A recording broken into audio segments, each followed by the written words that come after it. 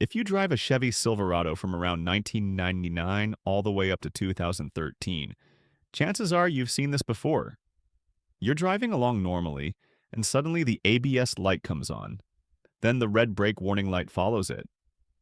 Sometimes they go off, sometimes they come back on, and in many cases you're greeted with that nonstop warning chime that just keeps beeping and beeping, especially on long drives. For a lot of owners, that sound alone is enough to drive you crazy. Most people take the truck straight to the dealership, and almost every time they're told the same thing. You need a new ABS module.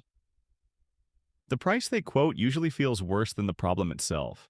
But here's the good news. In a huge number of these Silverados, the ABS module itself isn't actually dead. The real issue is often something much simpler, much cheaper, and very fixable at home. Today, I'm going to walk you through the real causes behind the ABS and brake lights on these trucks, how to narrow it down, and the fixes that actually work. This is the same approach a lot of experienced techs use, and it can save you a ton of money if you take it step by step. Now, before we continue, please like and share this video and subscribe to AutoVFix. It really helps the channel grow and allows me to keep putting out clear, step-by-step repair guides like this. Let's start with how the ABS system works on the Silverado, because once you understand that, the symptoms make a lot more sense. The ABS system is designed to stop your wheels from locking up when you brake hard, so you can still steer the truck instead of sliding. At the center of that system is the Electronic Brake Control Module, or EBCM. That's basically the brain of the whole setup. It lives on the frame rail, under the driver's side door, bolted to the hydraulic brake unit. That module is constantly listening to wheel speed sensors at each wheel. Those sensors tell the module how fast each wheel is spinning. If one wheel suddenly slows down faster than the others, the module steps in and pulses the brakes to keep everything under control. On earlier Silverados, especially from about 1999 to 2007, GM used a Kelsey-Hayes ABS module. These are well known for a few repeat issues. On newer trucks from around 2007 to 2013, the design changed a bit, but the problems didn't fully go away. You still see communication faults, random sensor codes, and warning lights that come and go for no obvious reason. So how do you tell what kind of problem you're dealing with? The first clue is how the lights behave. If the ABS and brake lights are on all the time, that usually points to a power or ground issue at the module, or an internal failure.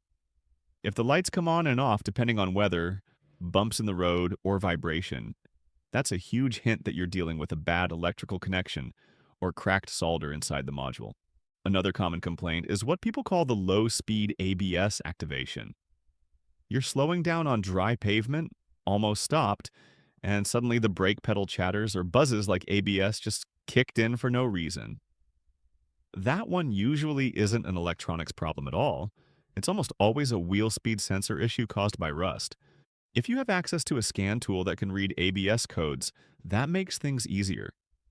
A basic OBD scanner usually won't cut it here. When you do pull codes, things like C0265 or U1041 often show up. Those scare people because they sound serious, but very often they point straight to a bad ground. Codes for left or right front wheel speed sensors are extremely common too, and they don't always mean the sensor itself is bad. Let's talk about the number one fix that solves this issue on more Silverados than anything else. The ABS module ground. GM actually released a service bulletin about this problem, and it applies to a lot of full-size trucks. The ground for the ABS module is bolted directly to the frame under the driver's door. Over time, moisture, road salt, and corrosion get in there. The connection starts to fail, and the module loses a clean ground. When that happens, the truck thinks the ABS has failed, even though the module is fine. When you crawl under the truck, you're looking for a heavy ground wire bolted to the frame.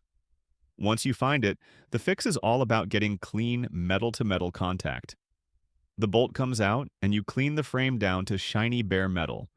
Not just the surface, but the area around the hole too.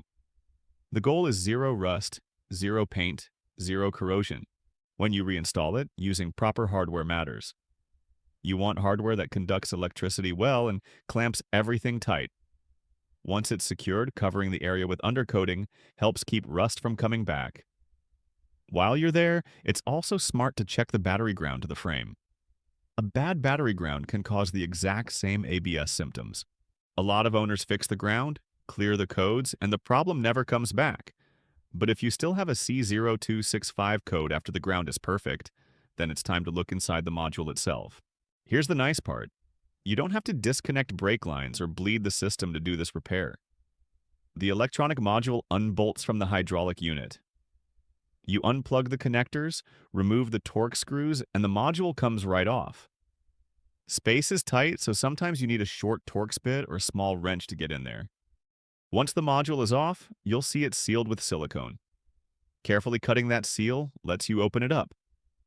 Inside, the most common failure is cracked solder around the large connector pins or the internal relay. Years of heat and vibration cause the solder joints to weaken.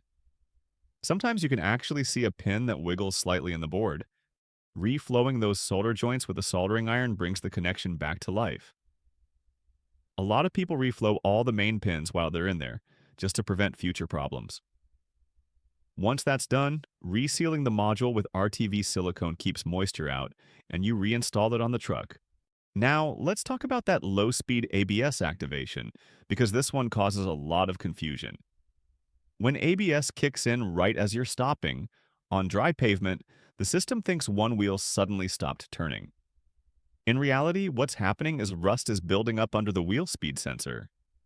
That rust pushes the sensor slightly away from the tone ring inside the hub. Even a tiny gap change is enough to confuse the module at low speeds. The fix is removing the sensor, cleaning all the rust and scale off the mounting surface, and reinstalling it flat. Cleaning the sensor tip and lightly greasing the O-ring helps prevent future problems. On some newer trucks, the sensor wiring itself becomes an issue. The wires flex constantly and can break internally while looking perfect on the outside. These sensors can't always be tested with a regular multimeter, so watching live wheel speed data on a scan tool while spinning the wheel is the best way to catch a dropout. One more thing that's often overlooked is connector corrosion. GM trucks are known for something called fretting corrosion, where tiny movements in the connector pins cause oxidation. Simply unplugging the ABS module connectors, cleaning them with electronic cleaner, and reconnecting them a few times can restore a solid connection. When you put all this together, the ABS system starts to make a lot more sense. The module relies on clean power, clean ground, and accurate wheel speed signals. When one of those things drops out, even briefly, the system throws warning lights. If you try all these steps and still have issues, professional rebuild services are a solid option. They're much cheaper than buying a new module, they keep your original programming, and many come with lifetime warranties. The key takeaway here is this. ABS and brake lights on a Chevy Silverado don't automatically mean an expensive repair. In many cases, it's just a bad ground, a cracked solder joint, or rust under a sensor. Once you know where to look, these problems become very manageable. If this video helped you understand your Silverado a little better, make sure you're subscribed to Auto VFix. More real fixes are coming, and I'll see you in the next one.